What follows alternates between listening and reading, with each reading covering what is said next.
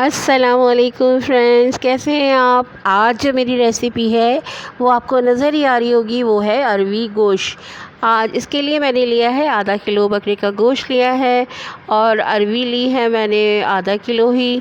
और ये है धनिया पिसा हुआ, कोरिएंडर पाउडर और turmeric powder, red chilli powder, यानी लाल मिर्च पिसी हुई, हल्दी पिसी हुई और धनिया पिसा हुआ।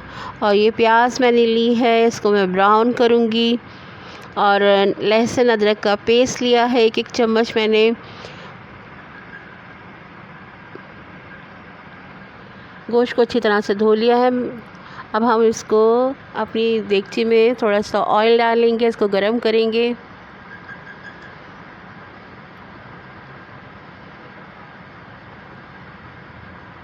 अरवी को हम अच्छी तरह से पहले ही धो लेंगे, क्योंकि काटने की छीलने के बाद अरवी को धो लेंगे तो उसमें से एक तरह से उसका पेस्ट सा निकलना शुरू हो जाता है और फिर सारा सालन का जायका भी ख़राब हो जाता है।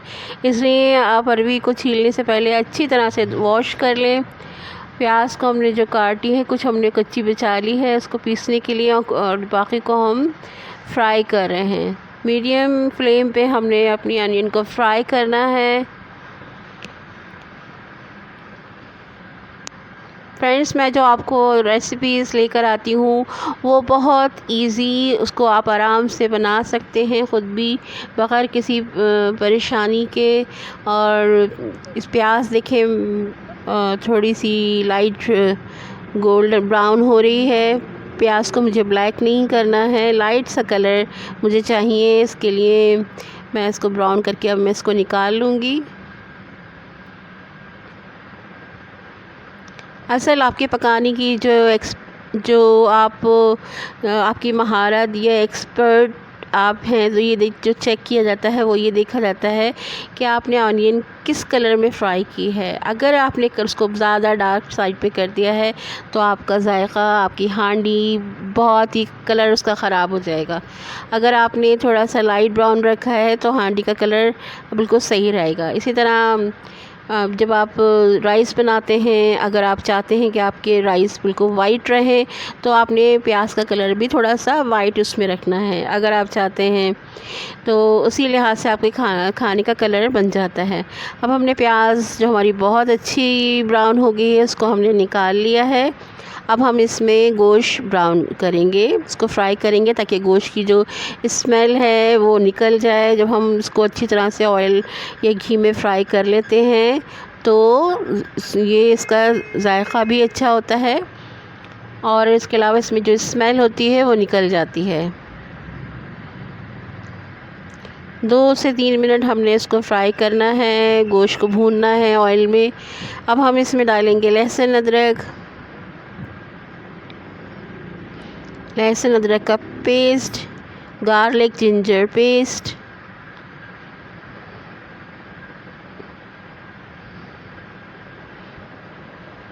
लहसुन हमारे लिए बहुत फ़ायदेमंद है, ये हमारे खून को पतला करता है।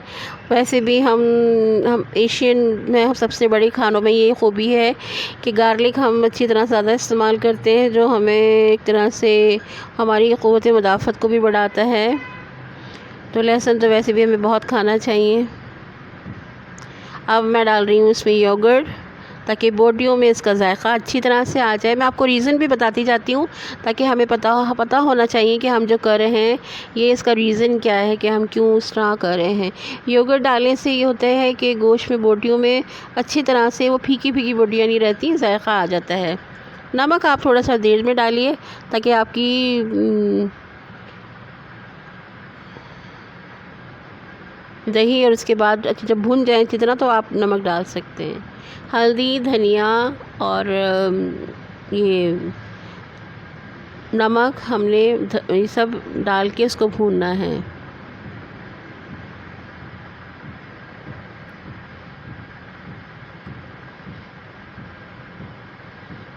इसको कवर करके हमने पकाया है इसको 5 से 7 मिनट तक। अब इसमें मैंने जब ये भुन गया तो मैंने इसमें जो कच्ची प्याज थी उसको ग्राइंड किया और जो लाल प्याज थी उसको भी ग्राइंड कर लिया है और मैं इसमें मिक्स करके इसको फिर पकाने रख रही हूँ।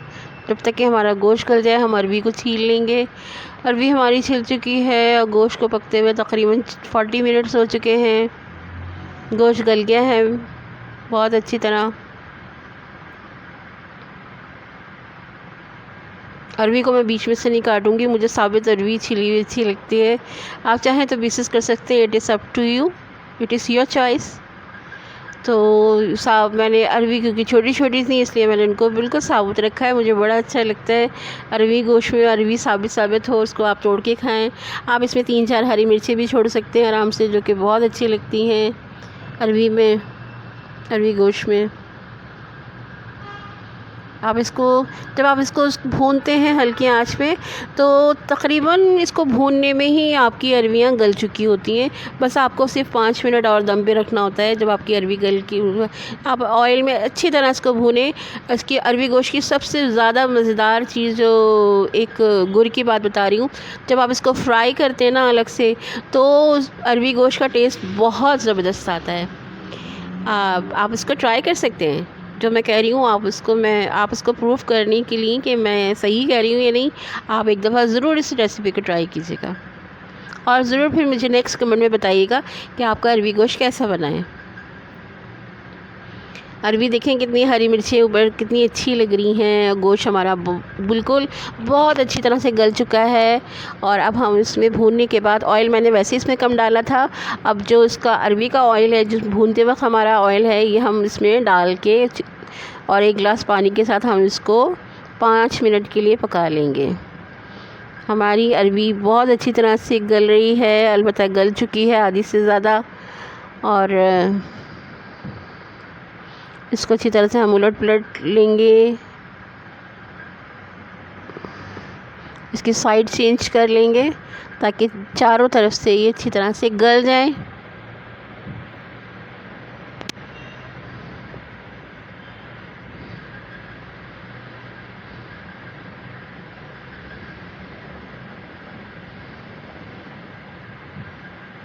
अब अच्छी तरह से इसमें मिक्स करके हमने पानी मिलाना है इसमें 1 से 1.5 गिलास।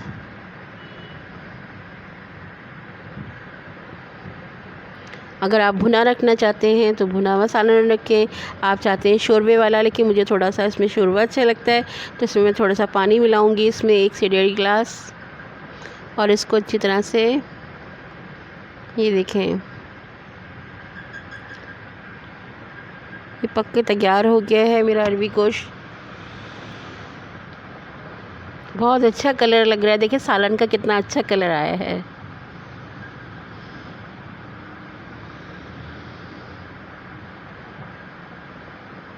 हम इसको एक बाउल में सर्व कर लेंगे।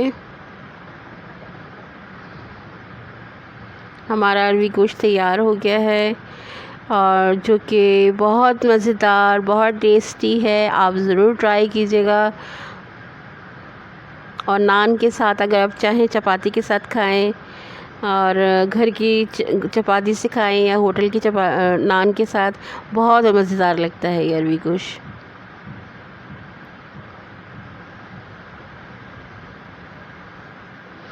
फ्रेंड्स, ये तो थी मेरी आज की रेसिपी, और ये मेरी रेसिपी आपको कैसी लगी ज़रूर फीडबैक दीजिएगा।